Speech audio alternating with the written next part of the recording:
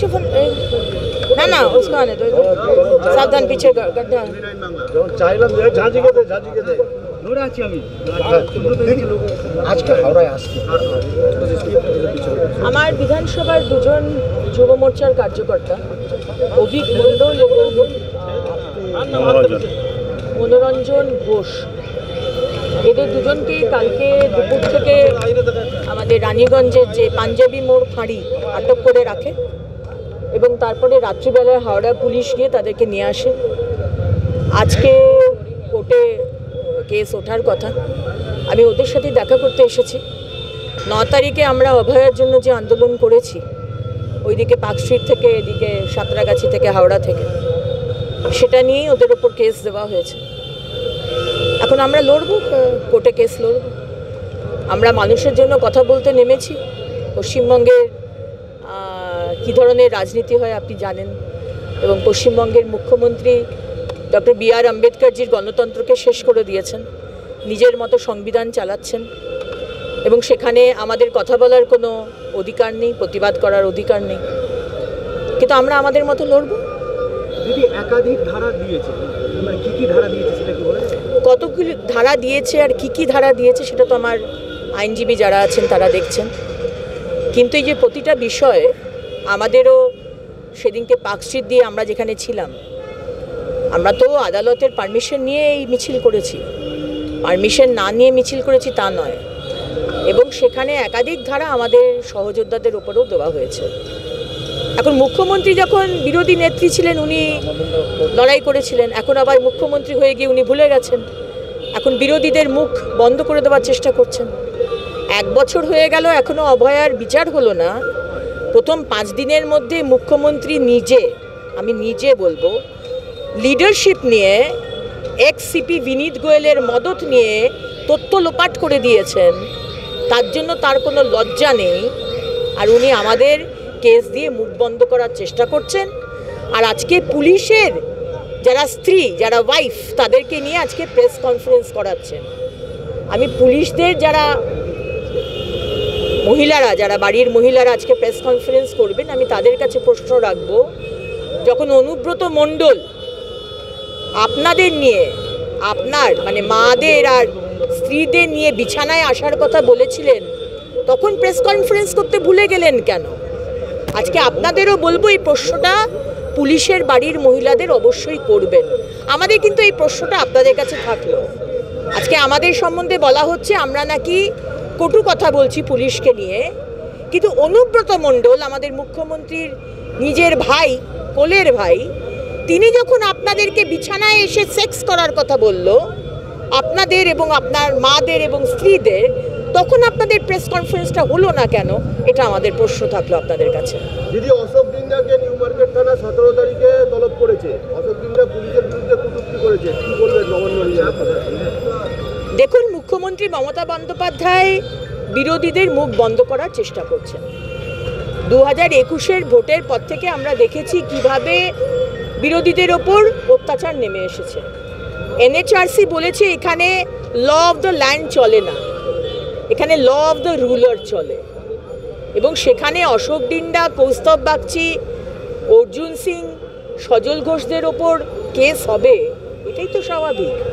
অভিক মণ্ডল, মনোরঞ্জন ঘোষদের ওপর কেস হবে, এটাই তো স্বাভাবিক। আমরা আদালতের পারমিশন নিয়ে করেছি, প্রমাণ করুক, প্রমাণ করে দেখুক, আমরা আদালতের আইনের পথ নেব। লড়াই তো লড়াইয়ের মতো হবে, এবং মানুষের জন্য যখন লড়াই করতে নেমেছি, এখানে তো কোনো মানে পিছনে দেখার জায়গা নেই, এখানে একদম হেড অন কলিশন।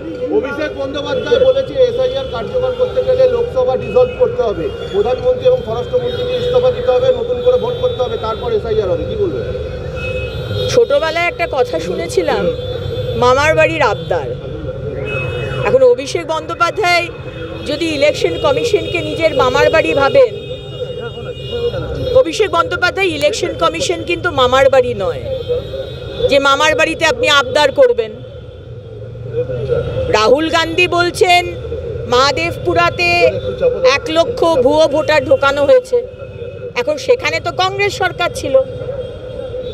সেখানে নিজের সরকারের ক্যাবিনেট মন্ত্রী যখন বলছে এই একই কথা, তখন তাকে সরিয়ে দেওয়া হচ্ছে ক্যাবিনেট মন্ত্রী থেকে। আর অভিষেক ব্যানার্জি আজকে এসআইআর হলে ডায়মন্ড হারবারে, যেখানে দেখা যাচ্ছে প্রতিটা বুথে 90%-এর ওপর ভোট আপনি পেয়েছেন, অভিষেক বন্দ্যোপাধ্যায় আপনি নিজে ভুয়ো ভোটারদের দ্বারা জিতেছেন, ভুয়ো ভোটারদের ঢুকিয়ে আপনি জিতেছেন। এসআইআর হলে সব থেকে অসুবিধা আপনার হবে। এসআইআর তো 2002-তেও হয়েছে, তাহলে এইখানে হইচই ওই কারণেই, কারণ মমতা ব্যানার্জি, অভিষেক ব্যানার্জি, তৃণমূলের ভোট ব্যাংক হচ্ছে এই বাংলাদেশি অনুপ্রবেশকারী।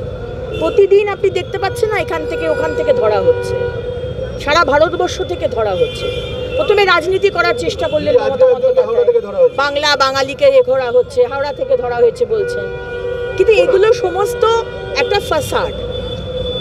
বাংলার মানুষ, ভারতবর্ষের মানুষ চায় স্পষ্ট ট্রান্সপারেন্ট ভোটার লিস্ট হোক। আমার দেশের হিন্দু, মুসলমান, শিখ, খ্রিস্টান বৈধ ভোটার কাউকে টাচ করা যাবে না। কিন্তু অন্য দেশের লোক আমার দেশে এসে, আমার পশ্চিমবঙ্গে এসে আমার অধিকারটা নিয়ে নেবে, আমার বাড়িটা নিয়ে নেবে, আমার বাথরুমটা নিয়ে নেবে, আমার রেশনটা নিয়ে নেবে, আর আমরা চুপ করে বসে থাকবো। মমতা বন্দ্যোপাধ্যায়, আপনি ভোটে জিতবেন, এটা তো হতে পারে না। এসআইআর বিহারে হয়েছে, এসআইআর খুব শীঘ্রই পশ্চিমবঙ্গে শুরু হবে। একজনেরও নাম বাদ গেলে 1 লক্ষ মানুষ নিয়ে নির্বাচন কমিশনের অফিস ঘেরাও করবে অভিষেক বন্দ্যোপাধ্যায় হুমকি দিয়ে। বললাম না, ইলেকশন কমিশন আপনার মামার বাড়ি নয়, মামার বাড়ির আবদারও নয়। ডায়মন্ড হারবার মডেলে আপনি অভিষেক বন্দ্যোপাধ্যায় ভুয়ো ভোটারে আপনি জিতেছেন। এসআইআর হলে সব থেকে অসুবিধে আপনার। এনআরসি এর সময় যে আন্দোলন দেখা গেছিল তার প্রতিচ্ছবি আবার ফিরে আসতে চলেছে, এরকম মনে হচ্ছে। খুব চেষ্টা করছে। সিএ এর সময় তো যেরকম মুসলমান সংখ্যালঘু ভাইদের ভুল বুঝিয়ে railway station, public property, government প্রপার্টিকে নষ্ট করা হয়েছিল, এবারও খুব চেষ্টা করছে। কিন্তু এবার মানুষ কিন্তু অনেকটা বুঝে গেছে, কারণ তৃণমূলের ওপর যে বিশ্বাস ভরসাটা ছিল এই 14.5 বছরে শেষ হয়ে গেছে। তাই জন্য মানুষ কিন্তু আর এখন বিভ্রান্ত হচ্ছে না। 26-এর নির্বাচনের আগে আবার এক তৃণমূল বুথ কনভেনার খুন হলো, ফলে তৃণমূলের গোষ্ঠীদ্বন্দ্ব কি একেবারে প্রকাশ্যে চলে আসছে? তৃণমূল খুন হচ্ছে, তৃণমূল খুন করছে। আর মুসলমান ভাইদেরকে বলবো, আপনারা খুন হচ্ছেন আর আপনারা খুন করছেন। কেন এই দলের সাথে যুক্ত হয়েছেন, যে দল শুধু খুন, সিন্ডিকেট, তোলাবাজি এসবের মধ্যেই যুক্ত? দেশের জন্য কাজ করুন, মানুষের জন্য কাজ করুন, মাথা উঁচু করে বাঁচি উন্নয়নের স্বার্থে, এটাই সবাইকে বলা।